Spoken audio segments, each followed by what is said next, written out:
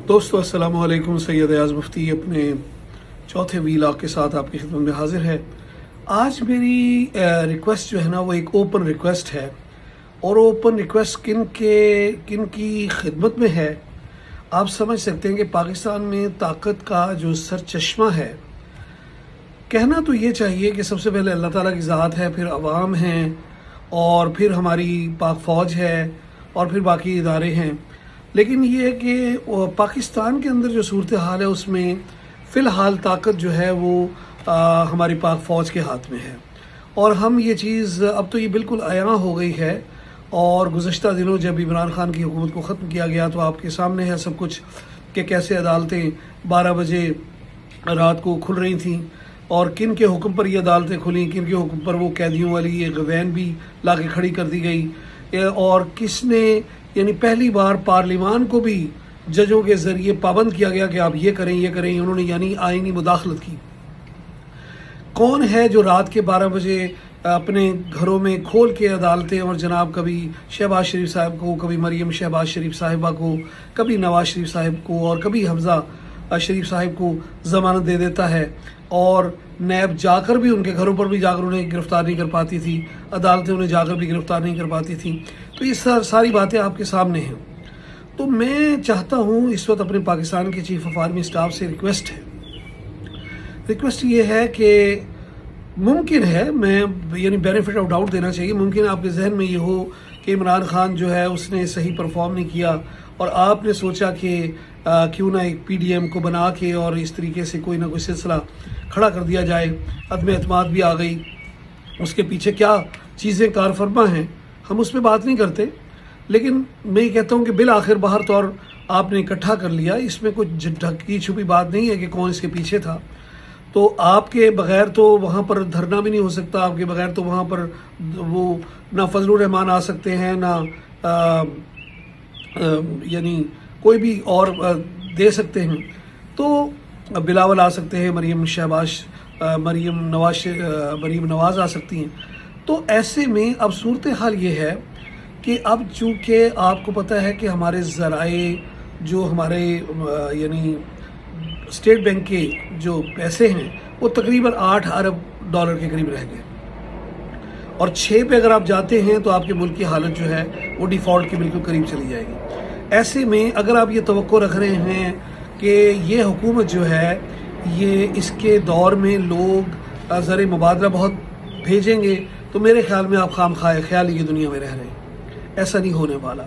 अल्लाह करे मेरे मुंह में खाक के ऐसा ही हो और लोग बहुत पैसे भेजें। लेकिन जो जिस तरह मैं ट्विटर पे जाता हूँ और बाकी चीज़ों में देखता हूँ, लोग ख़ानदानों के ख़ानदान ये लिख रहे हैं कि हम अपना पैसा नहीं भेजेंगे, चूँकि हमें पाकिस्तान में अपना पैसा महफूज नज़र नहीं आता और सही कामों में होते लगता नहीं कि वो इस्तेमाल होगा। तो ऐसे में आपकी क्या ज़िम्मेदारी है?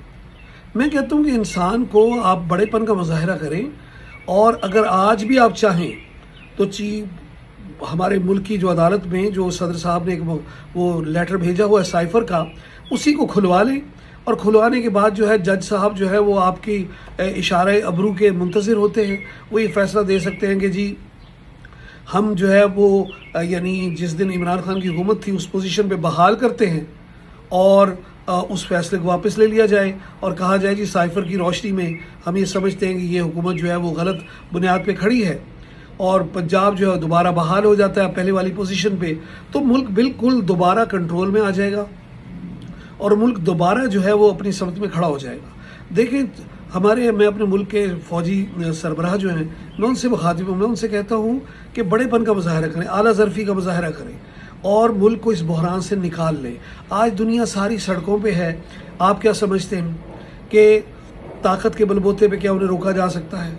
कल अगर इमरान खान दोबारा धरने की कॉल दे देते हैं तो क्या आज सारे फौजी उनके रास्ते में खड़े हो जाएंगे?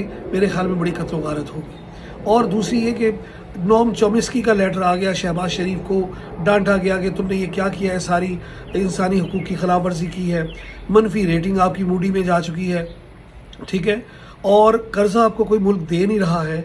ऐसे में आप क्या समझते हैं? क्या आपकी हुकूमत पे बिलीव कर रहे हैं?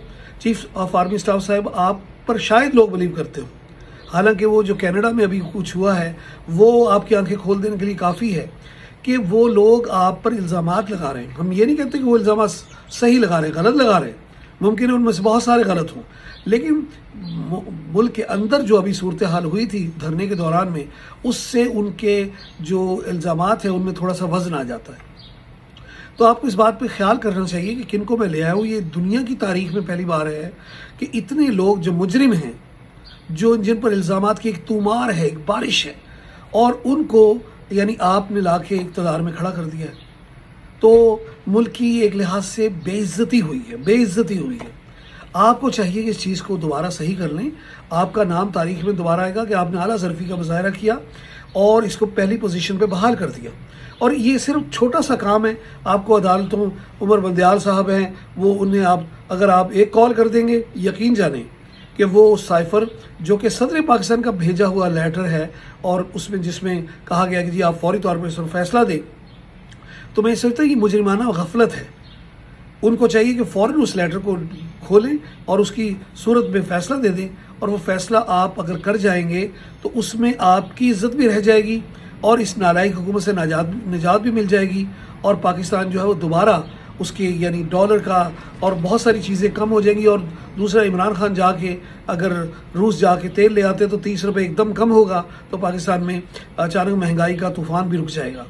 मेरी ये 10 बदस्ता गुजारिश है आपसे, 10 बस्ता गुजारिश है कि खुदा के लिए आप चाहें तो ये सब कुछ हो सकता है।